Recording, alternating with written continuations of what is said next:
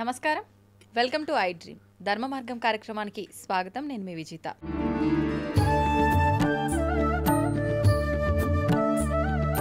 ప్రస్తుతం మనతో పాటు ఉన్నారు శ్రీ విద్యా ఉపాసకులు, వేదశాస్త్ర పండితులు, శ్రీ బగలాముఖి దేవస్థాన శక్తిపీఠ వ్యవస్థాపకులు శాస్త్రుల వెంకటేశ్వర శర్మ గారు. ఇప్పుడు వారితో మాట్లాడి మరిన్ని విషయాలు తెలుసుకుందాం.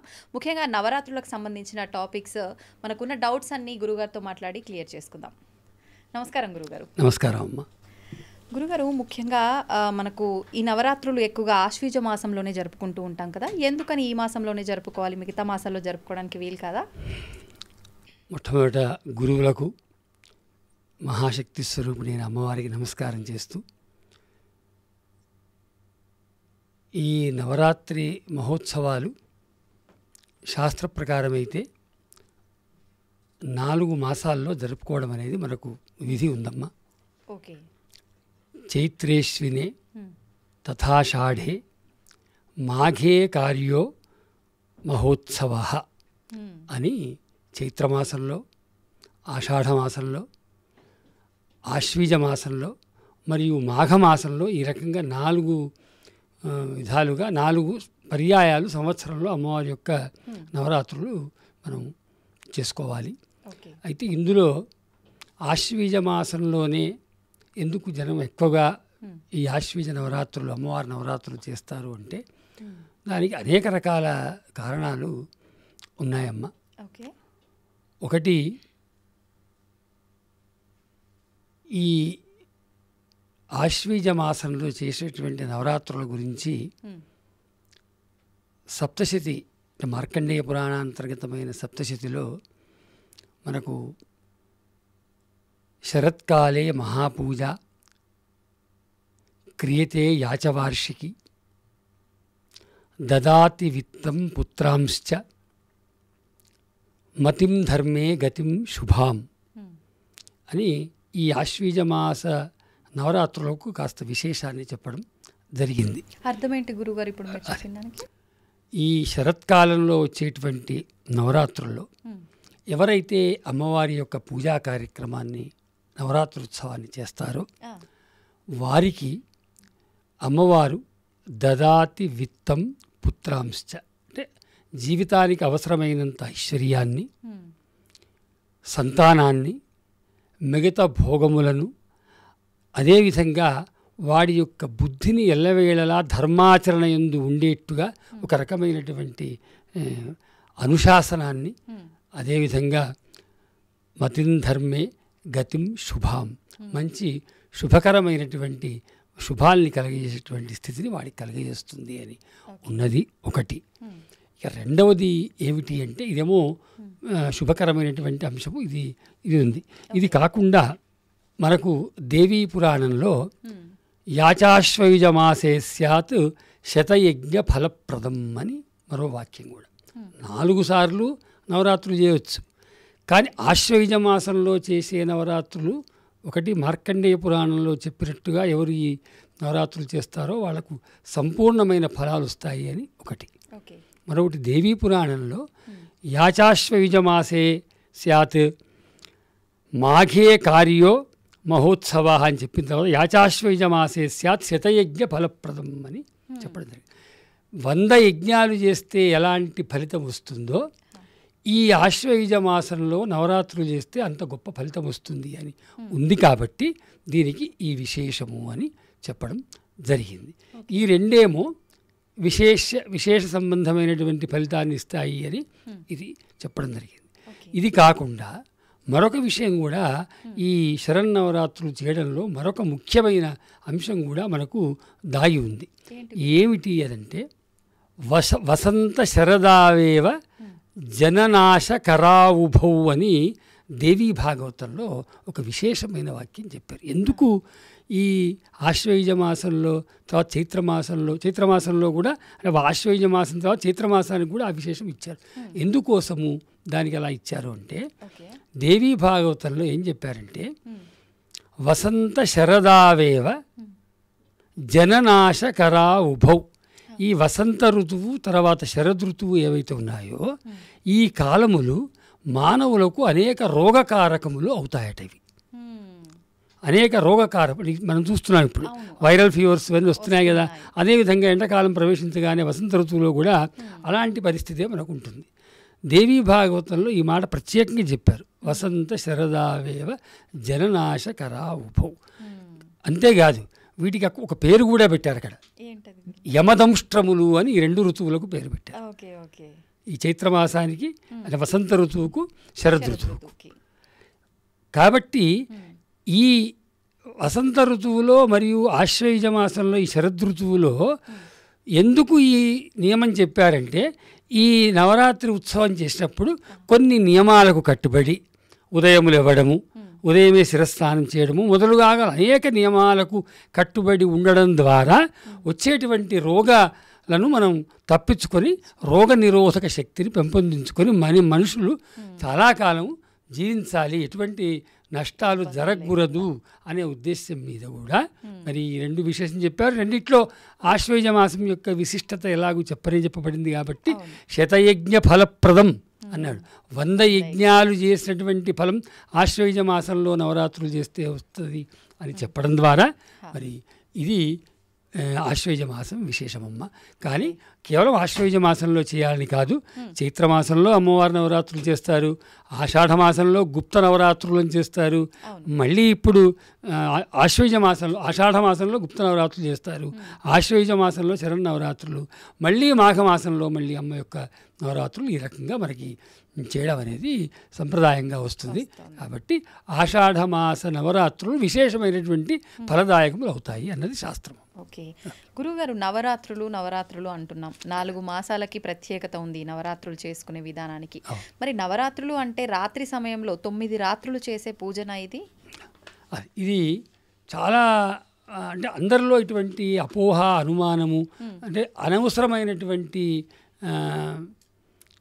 అంటే నవరాత్రులు 9 రాత్రులు జరపాలి, 9 ఉదయాలు పూజ చేయాలి అని. కానీ వాస్తవానికి నవరాత్రములు అంటే 9 రాత్రులని కాదమ్మా. మరి గురుగారు నవరాత్రాభిధం కర్మ. ఈ నవరాత్రాభిధం అనేది ఒక వ్రతం తల్లి. ఇది ఇదొక వ్రతం. మహావ్రతమిదం స్మృతం అని చెప్పబడ్డది. నవరాత్రాభిధం కర్మ మహావ్రతమిదం స్మృతం అని. అంటే నవరాత్రం అనే పేరు గల ఒకానొక వ్రత విశేషమే తప్ప ఇది 9 రోజులు ఉండాలి అనే నియమం ఎక్కడ కూడా లేదు. అయితే ఇప్పుడు ఈ నవరాత్రుల్లో మనం ఆ వ్రతాన్ని ఆచరిస్తున్నాం. ఈ వ్రతాన్ని మనం ఆచరిస్తున్నాం. ఎన్ని రోజులు చేయొచ్చు అంటే ఇది మనము ప్రతిపద నుంచి మొదలు పెట్టుకొని, అంటే ఈ మహాలయ అమావాస్య తెల్లవారి నుంచి మొదలు ఈ సంవత్సరం 3వ తారీఖు నుంచి మొదలు పెట్టుకొని 12వ తేదీ వరకు, అంటే 11వ తేదీ వరకు మహారణం అవుతుంది. 9 రోజులు చేయవచ్చు. అదేవిధంగా 7 రోజులు చేయవచ్చు, తర్వాత 5 రోజులు చేయవచ్చు, 3 రోజులు కూడా చేయవచ్చు. కాదు అంతేకాదు, ఒక్కరోజు నవమి రోజైనా ఈ నవరాత్ర వ్రతం అనేటువంటి కర్మ ఆచరిస్తే దాన్ని నవరాత్రమని అంటారు తప్ప ఏకరాత్రమనో త్రిరాత్రమనో సప్తరాత్రమనో పంచరాత్రమనో అనరు. నవరాత్రం అనేది 9 రోజులకు సంకేతం కాదు, వ్రతానికి అది సంకేతం అవుతుంది. కాబట్టి నవరాత్రాభిధం కర్మ మహావ్రతం ఇదం స్మృతం అని చెప్పబడ్డదమ్మ. స్కాంద పురాణంలో ఈ వాక్యం ఉంది. కాబట్టి దీన్ని మనం నవరాత్ర వ్రతంగా తీసుకోవాలి తప్ప 9 రోజులు చేసేటువంటి కార్యక్రమంగా దీన్ని మనము తీసుకోకూడదు.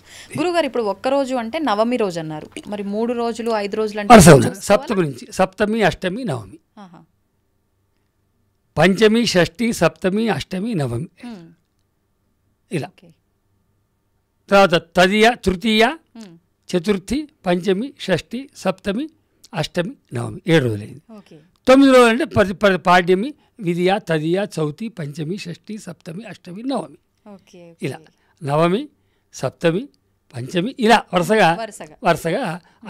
9 రోజులు లేదా 7 రోజులు లేదా 5 రోజులు లేదా 3 రోజులు లేదా ఒక్కరోజు. మొత్తానికి ఏమిటి అంటే శాస్త్రం ఏంటంటే ఒక్కరోజైనా ఈ వ్రతం చేయకుండా ఉండకూడదు. కాబట్టి ఒకరోజైనా ఈ వ్రతం చేయండి. అమ్మ సేవ లేకుండా ఈ నవరాత్రుల్లో మనం ఉండకూడదు. కనీసం ఒక్కరోజైనా మన యొక్క అవకాశం.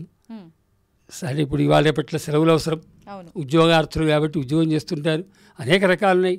కాబట్టి 9 రోజులు అనేటువంటిది నవరాత్ర నియమం కాదు, నవరాత్రం యొక్క అర్థం కాదు. నవరాత్రం అనేది వ్రతం యొక్క పేరు. ఓకే. అది దృష్టిలో పెట్టుకుంటే కనుక జనాలకి అయ్యో 3 రోజులు చేసాం కాబట్టి మేము తక్కువ చేసామేమో, అమ్మవారికి ఒక్కరోజు చేసామేమో, తక్కువ చేసామేమో, కోపం వస్తుందేమో, అమ్మకు ఏమైనా 9 రోజులు చేసేవాళ్ళు మాకన్నా గొప్ప ఫలితం పొందుతారేమో, ఇవన్నీ అక్కర్లేదు. దాని పేరు వ్రతం. అందుకే ఒక్కరోజైనా చేయమని శాస్త్రం. కాబట్టి ఒక్కరోజు వ్రతం చేయాలి. ఓకే గురుగారు, ఇప్పుడు వరుసగా మొదటి నుంచి 5 రోజులు వీలు కాని పక్షంలో మనకి ఎప్పుడు వీలైతుందో ఆ తర్వాత నుంచి 5 రోజులు 3 రోజులు చేసుకునే అవకాశం ఉందా? అంటే అదే నవమి నుంచి వెనక్కి రావాలి, నవమి నుంచి వెనక్కి తీసుకోవాలి.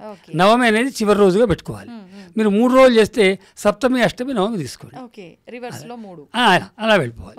వెళ్ళిపోతే అది 3 రోజులు వస్తుంది, లేదా 5 రోజులు వస్తుంది, లేదా 7 రోజులు వస్తుంది, లేదా 9 రోజులు వస్తుంది. మొత్తానికి ఈ ఆశ్వయుజ మాసంలో వచ్చేటువంటి నవరాత్ర వ్రతాన్ని కనీసం ఒక్కరోజైనా చేసినవాడు మహాభాగ్యం గలవాడు. ఒక్కరోజైనా చేసినటువంటి వ్యక్తి అంతటి పుణ్యం పొందినవాడు ఎవరు ఉన్నారు. అటు ఐహికములైనటువంటి రోగముల నుంచి విముక్తి పొందుతాడు.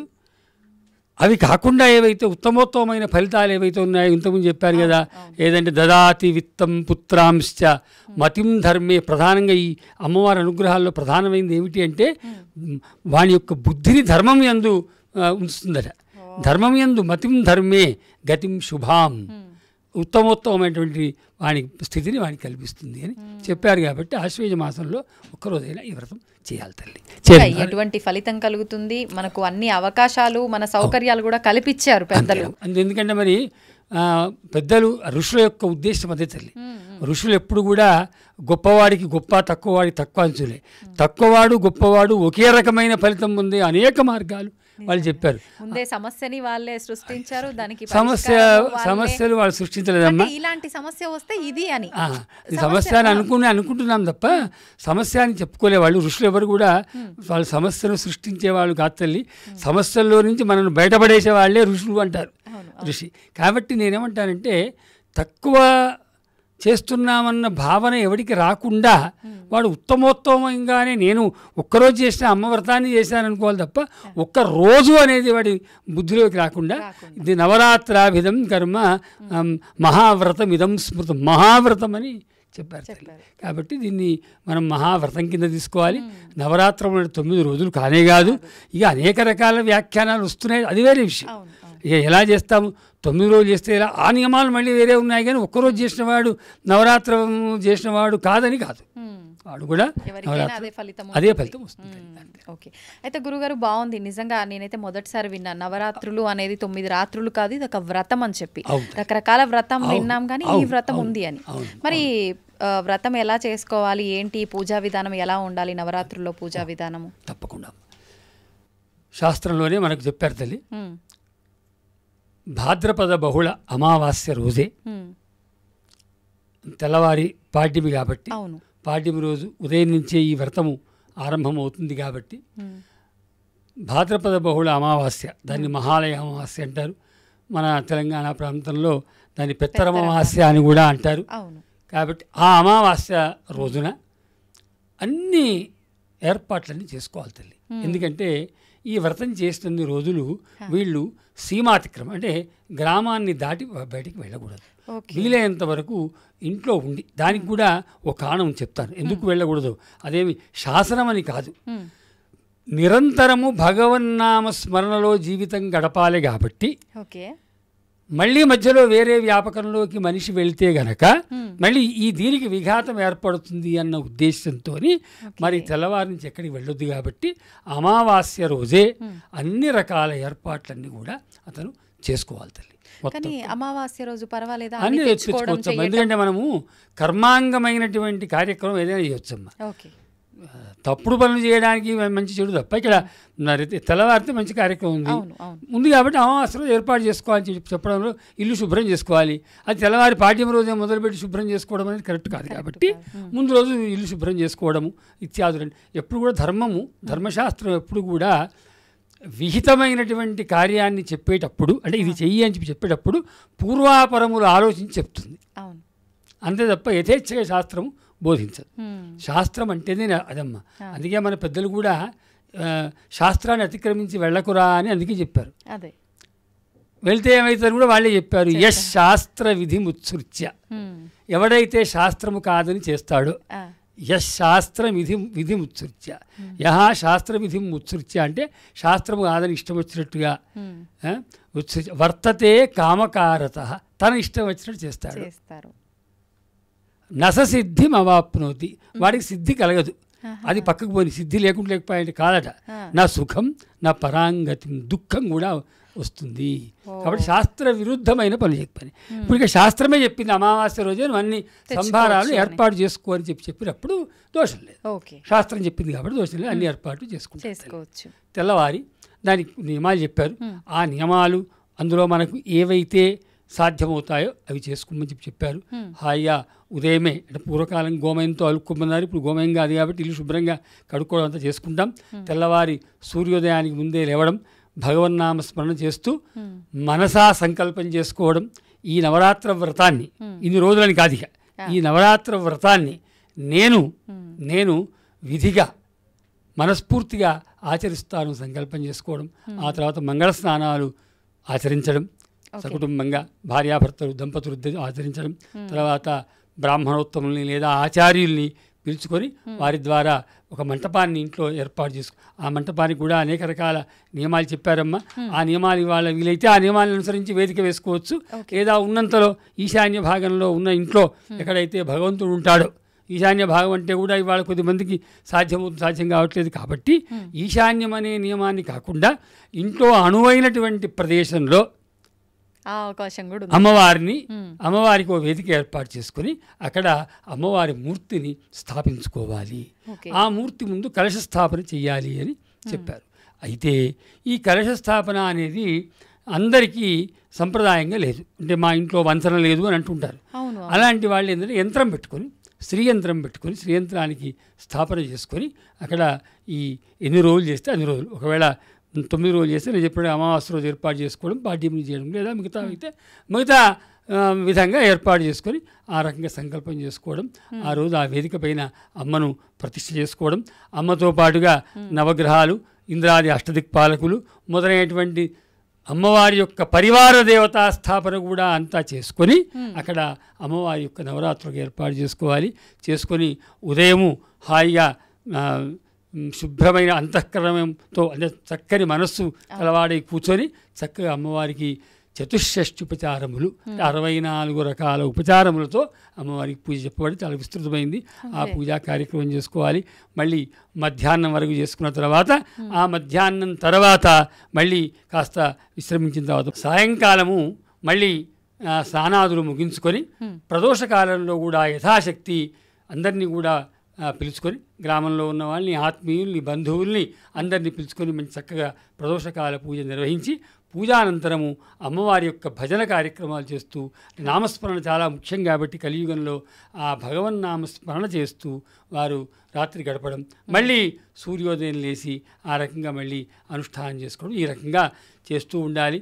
చేస్తూ మధ్యలో ఏ కార్యక్రమాలు వస్తాయి అంటే ఆ పూజా సంబంధమైన కార్యక్రమాలు చేస్తూ మహర్నామి వరకు అమ్మవారిని అత్యంత భక్తి శ్రద్ధలతో పూజించి ఆ తర్వాత అమ్మవారిని ఆ రోజు రాత్రి పూజ అయిన తర్వాత ఉద్వాసన చేసి అమ్మవారికి మళ్ళీ అమ్మ నీ అనుగ్రహంతో మాకు ఈ రకమైన ధర్మ ఆచరణకు అవసరమైన శక్తిని ప్రసాదించమని చెప్పి వేడుకొని అమ్మను ప్రార్థన చేయడం అనేది. ఉద్వాసన ఏ రోజు గురుగారు? విజయదశమి ముందు రోజు? విజయదశమి అంటే అదే నవరాత్రి రోజు, అంటే నవమి రోజు, నవరాత్ర వ్రతము ముగిశాక ఆ ప్రదోష సమయం అయిన తర్వాత ఉద్వాసన చేస్తే సరిపోతుంది. అంటే అందరూ మన సంప్రదాయం ఎట్లా అంటే విజయదశమి రోజు ఉదయం కూడా అపరాజితాదేవి యొక్క అర్చన చేసుకొని, అంటే అది విజయదశమి అనేది విజయానికి చిహ్నం కాబట్టి ఆ రోజున మళ్ళీ అంటే రాత్రి కాకుండా తెల్లవారి కూడా అమ్మవారి పూజ చేసి విజయదశమి రోజు ఉదయం ఉద్వాసన చేయడం అనేటువంటిది మనకు సంప్రదాయంగా వస్తుంది. కాబట్టి ఆ రకంగా నవరాత్రి మహోత్సవాన్ని చేసుకోవాలి. ఈ నవరాత్రి ఉత్సవంలో వీలైనంత మేర అంటే ఏంటంటే మన శాస్త్రాలు చాలా రకాలుగా చెప్పినాయమ్మ. ఇప్పుడు ఏంటంటే మొదటి రోజు ఒక కుమారి, ఒక సువాసిని, తెల్లవారి ఈ 2 సంఖ్య పెంచుకుంటూ పోవాలి. ఇవన్నీ సాధ్యమవుతాయా కావా తెలియదు, కానీ మనము 10 సంవత్సరాల వరకు అంటే 2 ఏళ్ళు దాటిన దగ్గర నుంచి 10 ఏళ్ల వయసు ఉన్నటువంటి అమ్మాయిల్ని కుమారి పూజ చేయడం, అదేవిధంగా మరి సువాసిని పూజ చేయడం యథాశక్తి ఆ. మనకు ఎంత వీలైతే అంత ఆ రకంగా అమ్మవారి యొక్క ఆరాధన చేయడం అనేటువంటిది సంప్రదాయంగా వస్తుంది. ఇప్పుడు ఈ కుమారి పూజ అనేది ప్రాంత ఆచారమా గురువుగారు, లేదంటే ముందు నుంచి ఉన్నది? శాస్త్రం. ఉమ్. అందుకే ఇంతకుముందు చెప్పా కాబట్టి అవును. అది శాస్త్రమే. అంటే చాలా ప్రాంతాల్లో చెయ్యరు ఇది ఎక్కువగా కదా. చేయకపోవడం అనేది అది వాళ్ళ వ్యక్తిగతం అన్నమాట. ఇప్పుడు కొన్ని ఏమైపోయినాయంటమ్మా, ఎప్పుడో మన తాత ముత్తాతలకి ఆర్థిక స్తోమత లేక వాళ్ళు చేయడం మానేస్తే దాన్ని మా వంచన అని చెప్పి మిగతా వాళ్ళు కూడా వీడు ఉన్నా కానీ చేయడం మానేశాడు. Okay okay. శాస్త్రమైందని చేయాలి. శాస్త్రంలో లేని ఇంతకుముందు చెప్పిన మాట శాస్త్ర విధి ఉంటే చేయాలి. కుమారి పూజ చేయమని శాస్త్రంలో ఉంది, సువాసిని పూజ చేయమని ఉంది. కాబట్టి ఆ రెండు పూజలు యథాశక్తి ఓకే చేయడం అనేది చాలా క్షేమదాయకం, శ్రేయస్కరం. ఇది నవరాత్రిలో మనం చేసే పూజా విధానం. ఇందులో చాలా యథాశక్తి, అంటే ఇది ఇదమిత్తంగా కాదు. పత్రం పుష్పం ఫలంతోయం యోమే భక్త్యా ప్రయచ్చతి. ఈ నవరాత్రి వ్రతంలో కూడా భక్తియే ప్రధానమైనటువంటిది. భక్తిని మించింది ఇంకోటి ఎక్కడ కూడా మనకు లేదు. అది అందరు చెప్పిందే.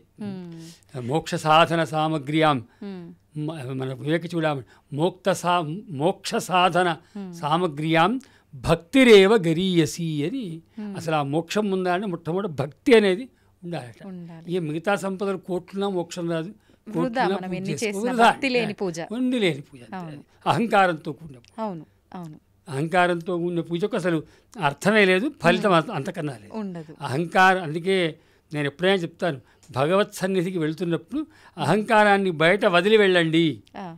వెళ్ళినప్పుడే అమ్మనో అయ్యనో మనస్ఫూర్తిగా దర్శనమిస్తారు. నిజంగా మనం మన సృష్టికే కారణము వాళ్ళైనప్పుడు మనం వాళ్ళ దగ్గరికి అహంకారం మరి మీరంతా చూస్తారు, అందరం చూస్తున్నాం. అది వద్దంటే వినేవాళ్ళు లేరు. ఇవాళ ఎన్ని రకాల డాంబికం. అవును. ఎంత పెద్ద వినాయకుడు చేస్తే ఎన్ని రకాలు చేస్తే అంటున్నారు తప్ప అక్కడ పూజ ఎంతవరకు బాగా అవుతుంది అనేటువంటి దృష్టి ఎవరికి ఉందమ్మా? పూజ ముఖ్యం. మంత్రాధీనంతు దైవతం అని శాస్త్రం. మంత్రములకు వింటాడు తప్ప దేవుడు నువ్వు వేసే లైట్లకో నువ్వు వేసే అదేంటి ఆ డీజే డాన్సులకో దేవుడు లొంగడు అన్న సత్యాన్ని తెలుసుకుంటే చాలా మంచిది. అవి దేవుడి సంతోషం కోసం కాదు, మన సంతోషం కోసం. మనకు కూడా ఎవరికో అవి పెట్టుకున్నవాడు సంతోషం తప్ప ఆ పక్కన్నవాడు దానికి ఇష్టపడాడు. భగవంతుడైతే మంత్రాధీనం, మంత్రం ఉంటే వింటాడు. నువ్వు మౌనంగా చదివినా సరే మంత్రం వింటాడు. నీ పాటలు డ్యాన్సులు అయితే ఆయన వినాడు. మొన్నే చూసాం కాబట్టి నవరాత్రి ఉత్సవాలు, మళ్ళీ రేపు దేవి నవరాత్రులు చూస్తున్నాం. ఇంచుమించు ఇవి కూడా అలాగే మారుతున్నాయి ఇవి కూడా. కాబట్టి అలాంటి. ఓకే గురుగారు, ఇప్పుడు ఈ నవరాత్రి పూజ అనేది ఇప్పుడు ప్రస్తుతం చూస్తూనే ఉన్నాము. 9 రోజులు కూడా ఆడవాళ్ళు చేస్తుంటారు, మగవాళ్ళు చేస్తుంటారు, ప్రతి ఒక్కరు చేస్తుంటారు. నిజంగా ఇంట్లో నిత్య దీపారాధన ఇలాంటి విషయాలకు వస్తే మగవారు చేస్తేనే ఎక్కువ ఫలితం అంటారు కదా. ఈ పూజ నవరాత్రి పూజా విధానానికి వస్తే ఎవరు ఆచరిస్తే బాగుంటుంది అంటారు? దంపతులకు భేదాన్ని చూడడం అనేది ముందు అజ్ఞానం తల్లి. ఓకే, ఇద్దరు సమానమే. సమానమే కాదు, ఇద్దరు ఒక్కటే. ఇద్దరు సమానమే వేరు మళ్ళీ. అవును అవును. ఇద్దరు ఒక్కటే అన్న సత్యాన్ని తెలుసుకునేంత వరకు ఇంకా మనం అజ్ఞానంలో బతుకుతున్నట్టే లెక్క. కాబట్టి ఎవరు పూజ చేసినా ఒకటే ఫలితం ఇస్తుంది, ఇది బాగా గుర్తుపెట్టుకోండి. Okay okay. కలిసి చేయాలి అన్నది శాస్త్రం. ఒక్క పురుషునికి పూజ చేసే అధికారం లేదు, ఒక్క స్త్రీకి పూజ చేసే అధికారం లేదు. కుదరని పక్షంలో ఎవరు చేసినా ఒకటే ఫలితం. అందుకే చెప్పండి. ఓకే. ఎందుకంటే మళ్ళీ మనం ఇప్పుడు స్త్రీకి లేదు కాబట్టి పురుషుడు చేస్తే గొప్ప ఫలితం వస్తుంది. ఇలాంటివి ఎక్కడ చెప్పబడవమ్మ. స్త్రీకి శాస్త్రంలో ఎక్కడ కూడా స్త్రీకి తక్కువ చేసి స్త్రీని తక్కువ చేసినటువంటి సందర్భాలు ఎక్కడా లేవు తల్లి. అది కేవలం చెప్తున్నా కదా, శాస్త్రం కూడా ఎలా తయారైందమ్మా అంటే ఎవడి అవసరానికి వాడు. కానీ నిజమైనటువంటి వేదశాస్త్రాలు ఎక్కడ కూడా స్త్రీని తగ్గించమని, స్త్రీకి పూజ చేస్తే ఫలితం తక్కువ అని, పురుషుడు పూజ చేస్తే ఫలితం ఎక్కువ అన్నటువంటి విషయమే లేదు. అందుకనే నా దృష్టిలో ఇద్దరు వేరనుకుంటే ముందు భ్రమ. ఇద్దరు ఒకటనుకున్నప్పుడే పూజకు సార్థక్యం. అందుకే బ్రహ్మచారిగా ఉన్నవాడికి అనేక రకాల కర్మాధికారాలు లేవు తల్లి. వివాహం అయితేనే ఉన్నాయి. మరి అప్పుడు ఏమంటాం? మరి పురుషుడు గొప్పవాడు కాదంటామా, స్త్రీ గొప్పది కాదంటామా? అందుకని ఆ స్త్రీ పురుషుల యొక్క గొప్ప తక్కువ అన్న విషయం కన్నా ఇద్దరు కలిస్తే సర్వాధికారాలు, ఇద్దరు కలవకుంటే ఏ అధికారం లేదని నా ఉద్దేశం, శాస్త్రోద్దేశం. అద్భుతం గురుగారు నిజంగా.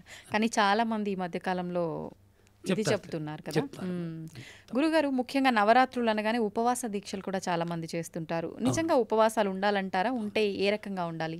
ఈ ఉపవాసం అనేది కేవలం ఉమ్, ఇంతకుముందు మనం చెప్పుకున్నాం మనం అంటే కొన్ని నియమాల్ని పాటించాలి అన్న దాంట్లో అవును. ఈ ఉపవాస నియమం కూడా వచ్చింది. అయితే అశక్తులై ఉంటారు, అంటే ఉపవాస దీక్ష చేయడం ద్వారా వాళ్ళకు శారీరకమైనటువంటి ఇబ్బంది వస్తుంది. అవును. అలాంటి వాళ్ళు ఉపవాస దీక్ష పేరుతో ఉమ్, ఉపవాస దీక్ష పేరుతో ఆ, ఇటు పూజ చేయకుండా అటు అంటే శరీరాన్ని కాపాడుకోకుండా ఉభయభ్రష్టు అవుతారు తప్ప ఉపయోగం మాత్రం ఉండదు తల్లి. ఎందుకు అంటే ఆ, ఉపవాసం అనేది చేయడమా చేయకపోవడమా పక్కన పెడితే మనం శాస్త్రమే చూద్దామమ్మా. దానికి కూడా ఒకసారి శాస్త్రంలో ఏముందో ఉపవాసం గురించి ఏముందో చూస్తే ఒకసారి మనకు అర్థమవుతుంది. ధర్మసింధువులో ఈ ఉపవాసం గురించి ఏం చెప్తారమ్మా అంటే ఉమ్, అది నవరాత్రి విషయంలోనే, మళ్ళీ ఎక్కడో కాదమ్మా. ఓకే. ఈ నవరాత్రి విషయంలో చెప్తారు ఉమ్, ఏమనంటే ఉపవాసాధికం ఏదైతే ఉందో ఉమ్, అంటే ఉపవాసం చేయాలి ఇత్యాదులు ఏవైతే ఉన్నాయో అవి ప్రధానమైనటువంటిది కాదు. ఓకే. నవరాత్రాల్లో ఉమ్, ఉపవాసం ప్రధానం కాదు. ఏమిటి ప్రధానం మరి అంటే పూజ ప్రధానము అంటారు. ఓకే. ఉపవాసాధికం అంగములే, ఉమ్, ఉపవాసము ప్రధానం కాదు, అది అంగభూతమే. ఉమ్, అంటే దాని యొక్క ప్రాధాన్యత అంతగా లేదు. ఉపవాసం చెయ్యాలి, హా, కానీ ఉపవాసం చేయకుంటే నవరాత్రి వ్రతం నిష్ఫలమవుతుంది అన్నది మాత్రం కాదు. ఓకే. పూజ ఇవ ప్రధానం ఉపవాసాధికం అంగం అని చెప్తాం. అంగం అంటే అప్రధానము అని అర్థం. ఓకే. అంటే మనం పూజ ఎంత భక్తితో చేసాము అన్నదే ఇంపార్టెంట్. ఇంపార్టెంట్. ఇది ఎవరి సొంత విషయం, వాళ్ళు చెయ్యాలా వద్దా అనేది డిసైడ్ చేసుకోవచ్చు. శక్తి ఉంది చేయాలి, ఉమ్, శక్తి ఉంది ఉపవాసం ఉండండి, లేదు దానికి ప్రాముఖ్యం ఇవ్వకండి. ఓకే. ప్రాముఖ్యం పూజకు ప్రాముఖ్యం. చాలా మంది బాధపడతారు ఉపవాసం అయ్యో, ఉండాలంట, చాలా నేను మంది ఉండలేకపోతున్నా, మేము నీళ్లు తాగకుండా పూజ చేసామని ఎవరు, మేము అసలు ఏం ముట్టుకోమని ఎవరు, పచ్చి మంచిని ముట్టుకోమని అంత తప్పమ్మ, అంత తప్పుతుంది. ఎందుకంటే అలాంటి నియమాలు మనకి ఎక్కడ కూడా లేవమ్మా. అయితే గురుగారు ఇప్పుడు ఉపవాసం అయితే ప్రధానం కాదు అన్నారు, దానికి సంబంధించి శాస్త్రాల్లో ఉంది అన్నారు. ఏంటి అది ఏం తెలియదు. లేదమ్మా, నవరాత్ర కర్మని పూజ ఏవ ప్రధానం. ఇది ధర్మసింధువులో ఉందమ్మా. ధర్మసింధు అంటే మనకు ఏది చెయ్యాలి, ఏది చేయకూడదు, ఏది ఎలా చేయాలి, ఎలా చేయకూడదు అని చెప్పేటువంటి శాస్త్రాన్ని మనకు చెప్పారు. ఓకే. ధర్మసింధు అని అందులో ఈ విషయాన్ని చెప్తారు, ఉంటాయి. ఉంటాయి. అందులోనే ఈ నవరాత్ర వ్రతం గురించి చెప్తూ, నవరాత్ర వ్రతంలో మరి ఈ ఉపవాసాలు ఉండాలని మీకు వచ్చిన సందేహమే వస్తుందనే ఉద్దేశం మీద వాళ్ళు ముందే ఋషులు ఊహించుకొని నవరాత్ర కర్మని పూజా ఏవ ప్రధానం ఉపవాసాదికం స్తోత్రపాఠాదికం చ అంగం అన్నాడు. భజనలు చేయమన్నా ఇంతకు చెప్పాము, చేయాలి. కానీ కేవలం పొద్దుంతా భజనలు చేసుకుంటూ ఈ మధ్య అయ్యప్ప భజనలు తప్ప ఇంకేం లేదు, పూజ లేదు, ఏమీ లేదు, నొల్లి చెవులు పగిలిపోయే భజన తప్ప ఇంకేం లేదు. అయ్యప్ప భజన అంటే ఇష్టమే, కానీ పూజ చేసి భజన చేయాలి. అంతే. అయ్యప్పది భజన చాలా ఉత్తమమైనటువంటి, అయ్యప్ప భజన చాలా ఉత్తమమైనటువంటిది. కానీ ఆ భజన్నే అసలు ఆ విసుగొచ్చేటట్టు కొంతమంది, అందరు కాదు, అందరూ చాలా భక్తి శ్రద్ధలతో నియమనిష్టలతో చేస్తున్నారు అయ్యప్ప భక్తులు, అందులో సందేహం లేదు. కాబట్టి కొద్దిమంది అంటే అది తెలిసా తెలియదు అవి భయంకరమైన చేస్తున్నారు. అందుకని ఏం చెప్పారంటే వ్రతం ముఖ్యమని శాస్త్రం చెప్తుంది. ఎట్లా అంటే నవరాత్ర కర్మణి పూజా ఏవ ప్రధానం, పూజ ప్రధానం, పరమేశ్వరుడికి మనం చేసేటువంటి పూజ ప్రధానం. ఉపవాసాదికం స్తోత్రపాఠాదికంచ అంగం, అవి అప్రధానం. అంటే ఉండొద్దని కాదు, దానికి ప్రాముఖ్యం ఇవ్వకుండా దీనికి ప్రాముఖ్యం ఇవ్వండి. అంటే ఇవ్వాల్సిన పూజకు ప్రాముఖ్యత, ఎందుకంటే వ్రతం అంటేనే పూజ, వాటికి ఎక్కువ ప్రాముఖ్యత అవసరం లేదు. వ్రతం అంటేనే పూజ, నియమనిష్టలతో చేసే పూజని వ్రతం అంటారు. ఇది నవరాత్ర వ్రతం కాబట్టి దీనికి మనము ఆ నియమాలతో మనం పూజ చేసుకోవడం అనేది చాలా అవసరం. ఓకే. అయితే గురుగారు ఇప్పుడు నవరాత్రుల పూజా విధానం చేస్తున్నాము, ఉపవాసాలు ఉండాలి ఉండొద్దు ఇవన్నీ మాట్లాడుకున్నాం. అసలు ముఖ్యంగా నవరాత్రులు అంటే అమ్మవారి రూపాలు అంటుంటారు. అసలు నిజంగా ప్రధానంగా ఏ దేవతను తీసుకోవచ్చు నవరాత్రులు అంటే? ముఖ్యంగా అమ్మవారు దుర్గాదేవిని మనం పూజిస్తాం. దుర్గాదేవి. ఓకే. నవరాత్రుల్లో దుర్గాదేవియే ప్రధానమైనటువంటి. ఓకే. అనేక రకాల ఫలితాల్ని, అనేక రకాల అనుగ్రహాల్ని ప్రసాదించేటువంటి శక్తి దుర్గా. ఓకే. దుర్గాదేవి యొక్క అనుష్ఠానమే ఈ నవరాత్రుల్లో వివిధ రూపాల్లో మనం చేస్తాం. దుర్గా అంటే పరాశక్తి. పరాశక్తి. దుర్గా అనడానికి ఏమిటో చెప్పాలి. ఎన్ని రూపాయలు గురుగారు? 108 రూపాయలు ఉంటాయి అమ్మవారివి. సరే, ఆ శక్తిపీఠాలు మళ్ళీ మరో అంశం, చాలా పెద్ద అంశం. ఎందుకంటే అష్టాదశ పీఠాలని, తర్వాత 52 అని, తర్వాత 64, తర్వాత 105, ఆ పీఠాలన్నీ వేరమ్మ.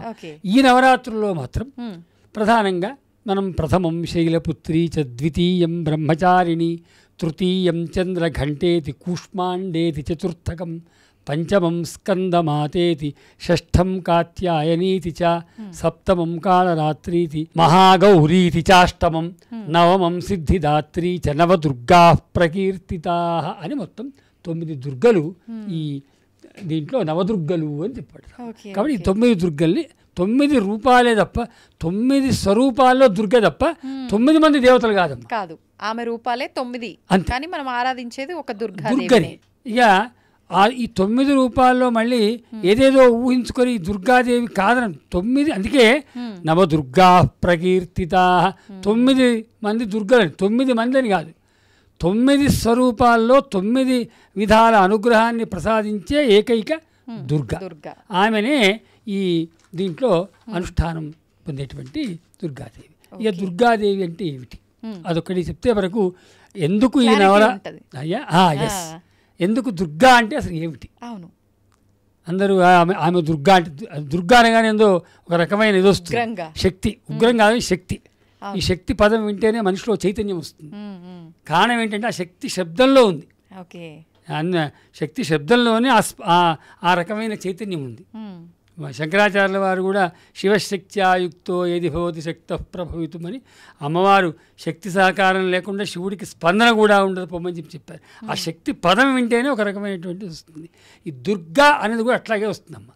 ఏమిటి దుర్గా అంటే దుర్గా అనేటువంటి శబ్దంలో దుర్గా దీర్ఘం శబ్దం అమ్మ. స్త్రీ శబ్దాలన్నీ అలాగే ఉంటాయి. దుర్గా, సీత, రమ, ఉమా అలా ఉంటాయి. ఈ దుర్గా అనేటువంటి ఉన్నటువంటి శబ్దంలో 2 పదాలు ఉన్నాయమ్మా. ఒకటి దుర్గా అని, పక్కన ఆ అని. దుర్గా ప్లస్ ఆ, చిన్నప్పుడు చదువుకున్నామమ్మ మనం సవర్ణ దీర్ఘ సంధి అని. దుర్గా ప్లస్ ఆ దుర్గా అవుతుంది. అంటే ఈ దుర్గా అనేటువంటి శబ్దంలో 2 ఉన్నాయి పదాలు. ఇది తెలుసుకుంటే మొత్తం నవరాత్రుల యొక్క ఫలితాలు ఏంటి, మనం ఎందుకు చేయాలో మనకు అర్థమవుతుంది. అందుకే నేను దీన్ని వివరంగా చెప్పదలుచుకొని చెప్తాను. బ్రహ్మవైవర్త పురాణంలో ఈ దుర్గా శబ్దానికి అర్థం చక్కగా చెప్పారమ్మ. దుర్గా అంటే ఏమిటి అని చెప్పారు. దుర్గా ప్లస్ ఆ 2 అక్షరాలు కదా. దుర్గా అంటే ఏమిటి, ఆ అంటే ఏమిటి, దుర్గా అని కలిపితే ఏమి వస్తుంది, ఇది చెప్పబడింది. దుర్గా అంటే ఏంటంటే దుర్గో దైత్య, దైత్యే అంటే దుర్గా అనే శబ్దానికి అర్థం ఏంటంటే ఒక రాక్షసుడు అని పేరు. దైత్యు దుర్గముడు అనేటువంటి రాక్షసుని చంపింది కాబట్టి దుర్గా అయిందని. అదొక్కటే జనానికి తెలుసు, అదొక్కటి కాదు. దుర్గా అనే శబ్దము దుర్గో దైత్యే రాక్షసుని విషయంలో. తర్వాత మహావిఘ్నే, భయంకరమైన విఘ్నాలు వస్తుంటాయి మనకు. పొద్దున్న లేస్తే విఘ్నాలే అంతే, దాన్ని కూడా దుర్గా అనే శబ్దంతో అంటారట. మహావిఘ్నే భవబంధే చ కర్మణి, ఈ సంసార బంధం ఉంచుకోండి. రోజు పొద్దున్న లేస్తే కొట్టుకొని అవస్థపడి ఎప్పుడు ఈ సంసారాన్ని దాడతామరా దేవుడా అని ఏడుస్తున్నాం చూసారా, ఈ సంసారము కూడా దుర్గా అనే శబ్దంతో చెప్పబడుతుంది. భవబంధే చ కర్మణి, శోకే ఏడుస్తున్నాం, రోజు అనేక రకాల శోకాన్ని అనుభవిస్తున్నాం తల్లి. ఎన్ని రకాల దుఃఖాలు అనుభవిస్తున్నామో తల్లి, ఇవి కూడా దుర్గ శబ్దంతో చెప్పబడతాయి. శోకము దుర్గ శబ్దమే, దుఃఖము దుర్గ శబ్దమే. నరకే యమదండే, యమదండాత్మకమైనటువంటి నరకం అవుతుందో అది కూడా దుర్గా శబ్దమే. ఇవన్నీ దుర్గ శబ్దం యొక్క అర్థాలు తల్లి. యమదండము, నరకే, మహాభయం. ఒకరోజు భయం ఎట్లా ఉంటుందంటే అసలు వాడు పొద్దున్న లేస్తే భయం తప్ప ఇది ఉన్నవాడు లేనివాడని కాదు. ఆ భయం అనేది ప్రతివాడికి సంకలో కూర్చుంటుంది ఎప్పుడు. అది ఆ భయం పోవడమే సంసార నివృత్తి. ఆ మహాభయం అంటారు దాన్ని. ఆ మహాభయం కూడా దుర్గా అనే శబ్దంతో చెప్పబడుతుంది. మహాభయేతి రోగేచ, ఇక రోగములు అయితే చెప్పతరం కాదు తల్లి. చిన్న రోగం నుంచి మొదలు పెట్టుకొని ఇవాళ ఎటువంటి రోగాలు ఏ వయస్సు వాళ్ళకి వస్తున్నాయో తెలుస్తలేదు, అసలు అది అర్థం కావట్లేదు. అది కూడా దుర్గా అనే శబ్దంతో చెప్పబడుతుంది. కాబట్టి ఒకసారి దుర్గో దైత్యే మహావిఘ్నే భవబంధే చ కర్మణి, శోకే దుఃఖే చ నరకే యమదండే చ జన్మని. ఇవన్నీ దుర్గా శబ్దంతో చెప్పబడతాయమ్మా. మహాభయేతి రోగేచ, మహాభయం రోగం కూడా దుర్గా అనే శబ్దం చెప్పబడతాయట. మరి ఏమిటి ఆ శబ్దం ఏం చెప్తుంది ఇక్కడ? దుర్గా ప్లస్ అన్నాం కదా, ఆ శబ్దం ఏమిటి? ఆ శబ్దో హంతృవాచక, ఆ శబ్దం అట చంపునటువంటిది అని అర్థమట. వీటన్నిటిని కరెక్ట్. ఇప్పుడు దుర్గా అంటే మనకు తెలుసు ఎందుకు దుర్గా పూజ చేయాలి, ఇవన్నీ పోతాయి తల్లి.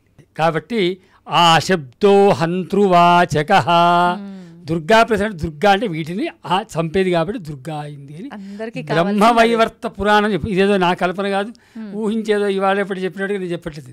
బ్రహ్మవైవర్త పురాణంలో దుర్గా అంటే ఏమిటయ్యా, ఈ నవరాత్రులకు ఇంత గొప్పతనం ఎందుకు వచ్చింది, ఈ నవరాత్రులు ఎందుకు ఇంత పవిత్రమైనవి, 9 రోజులైనా ఒక్కరోజైనా ఎందుకు ఇంత గొప్పవైనాయంటే అసలు మనిషి పుట్టుకకు ఎన్ని కారణాలు ఏడ్చాయో, పుట్టిన తర్వాత ఎన్ని దుఃఖాలు ఏడ్చాయి, అన్ని దుఃఖాలని సమూలంగా తొలగించి వేసేటువంటి ఒకానొక మహాశక్తియే చెప్తున్నాడు. ఏతాన్ హంచేవయాదేవి, ఈ అన్నిటి కూడా చంపునటువంటిది కాబట్టి హంచేవయాదేవి సా దుర్గా పరికీర్తిత, ఆమె దుర్గా శబ్దంతో చెప్పబడుతుంది. అంత గొప్పనైనటువంటి ఉత్తమోత్తమైనటువంటి పరాశక్తి నవరాత్రాల్లో ఉపాస్యమైనటువంటి దేవత కాబట్టి ఆ అమ్మను ఈ నవరాత్ర వ్రతంలో గనక అనుష్ఠానం చేస్తే మానవులందరూ కూడా తమ సమస్త దుఃఖముల నుంచి విముక్తులై ఇహలోకంలో అన్ని సుఖాలను పొంది ఆ తర్వాత ఆ పరాశక్తి యొక్క అనుగ్రహంతో అమ్మ యొక్క నివాస స్థానమైనటువంటి మణిద్వీపంలో చిరనివాస స్థానం ఏర్పరచుకొని అమ్మ యొక్క అనుగ్రహానికి పాత్రులవుతారు. ఇది నవరాత్ర వ్రతం యొక్క ఔన్నత్యము. మరి ఇంత మంచి మాట చెప్పిన తర్వాత ప్రతి ఒక్కరికి కావాల్సింది ఏంటి? అమ్మవారి అనుగ్రహము. ఏం చేస్తే అనుగ్రహం కలుగుతుంది, ఇవన్నీ తొలగిపోవాలని ప్రతి ఒక్కరిలో ఉంటుంది. ప్రతి ఒక్కరూ అనుభవిస్తుంటారు, ఉన్నోళ్ళు లేనోళ్ళు, అసలు భేదమే ఉండదు. ఏదో ఒకటి ఖచ్చితంగా ఎవరో ఒకరు అనుభవిస్తూనే ఉంటారు. మరి అవి తొలగిపోవాలంటే అమ్మను ఆరాధించాలి. ఏ రకంగా ఆరాధించాలి ఈ నవరాత్రులు అమ్మవారిని? యథాశక్తి. ఇంతకుముందు చెప్పుకున్నాం కదా మనం, యంత్రం పెట్టుకుని అనుష్ఠానం చేసేవాళ్ళు కొద్దిమంది, విగ్రహాన్ని పెట్టుకుని అనుష్ఠానం చేసేవాళ్ళు కొద్దిమంది, తర్వాత ఈ అనుష్ఠానం చేస్తూ కూడా అమ్మను మళ్ళీ హోమాల ద్వారా హవనాల ద్వారా కూడా మళ్ళీ అనుష్ఠానం చేయడం. అందులో నవచండి అని శతచండి అని అంటే విస్తృతమవుతుంది కాబట్టి కేవలం పేరు చెప్పుకుందాం. నవచండి, శతచండి, సహస్రచండి, ఇలా మనం అయుత చండి అని ఈ రకంగా చండీ హవనం అంటే సప్తశతి మంత్రాల్ని హవనం చేయడం ద్వారా అమ్మను అనుష్ఠానం చేయొచ్చు. చతుషష్ఠుపచారము ద్వారా పూజ చేయొచ్చు. ఏ శక్తి లేని వాళ్ళు కూర్చొని అమ్మ నామస్మరణ అయినా ఈ వ్రత రూపంలో చేసుకున్నా అది అమ్మ యొక్క అనుగ్రహానికి. ఎందుకంటే కలియుగంలో నామస్మరణనే గొప్పదని చెప్పి మనకు అందరు చెప్తున్నారు కాబట్టి ఆ శక్తి లేకుంటే, శక్తి ఉన్నవాడు నామస్మరణ గొప్పదని కాబట్టి ఊరికి ఏదో ఒకసారి ఉచ్చరించి పొద్దున్న లేవగానే నా పని నేను చేసుకుంటా అంటే అది కాదు, ధర్మం కాదు. యథాశక్తి చేయమని శాస్త్రం కాబట్టి శక్తి అనుసారంగా 9 రోజుల, 7 రోజుల, 5 రోజుల, 3 రోజుల, ఒక్క రోజైనా సరే అమ్మ యొక్క అనుష్ఠానాన్ని చేసి ఈ నవరాత్రుల్లో దుర్గాదేవి యొక్క అనుగ్రహాన్ని పొందితే కనుక తప్పకుండా మనం అంటే జన్మ సార్థకమవుతుంది. ఈ నవరాత్ర వ్రతము ఏ ఫలితాన్ని అయితే చెప్పిందో ఆ పరిపూర్ణమైన ఫలితాన్ని కూడా పొందుతారు అని చెప్పి తెలియజేస్తున్నాం. సంతోషం గురుగారు. నిజంగా మన శాస్త్రంలో ఉన్న విషయాలను మీ ద్వారా మేము తెలుసుకోవడము, ఆ సందేహాలన్నీ కూడా క్లియర్ చేయడము చాలా సంతోషంగా గురుగారు. ధన్యవాదాలు. నమస్కారం.